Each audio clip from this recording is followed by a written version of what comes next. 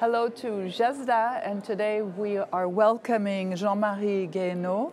You are a former Undersecretary at the United Nations for Peacekeeping, and you are currently professor at Columbia University. Now, you spoke today during the opening session. Can you tell us a little bit what your message was? Well, my message was that today science is moving at an extraordinary pace, and political institutions are lagging behind, and because they don't talk to each other.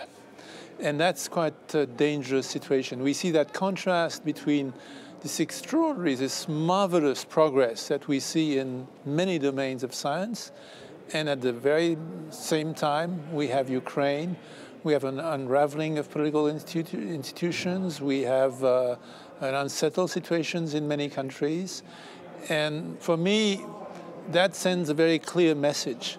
We really need to think through how these transformations are going to affect our societies, how we're going to build institutions that will manage those transformations. Because if we don't, if we ignore science, if we think that this is a world out there that we don't have to get involved with, then this world is going to get involved with us, but not necessarily in the way we would like it to.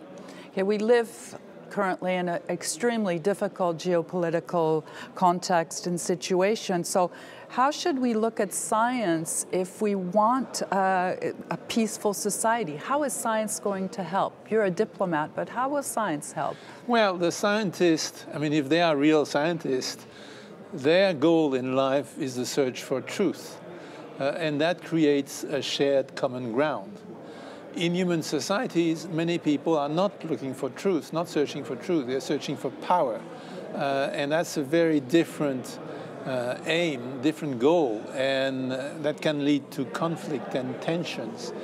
And so I think that we're not going to make a scientist of every human being, but we have to have enough of a scientific education that all people have an understanding, not of all science, I'm a realist, but that people have an understanding of what a scientific spirit is. That is the sense of objectivity, the sense of questioning. Of honesty also. Honesty, a certain decency, humility. Because scientists are humble. They search for truth, and when they find the truth, they know that this is never the final truth. You think of Newton. Newton is not made wrong by Einstein. It's just one further step, and that's the scientific spirit.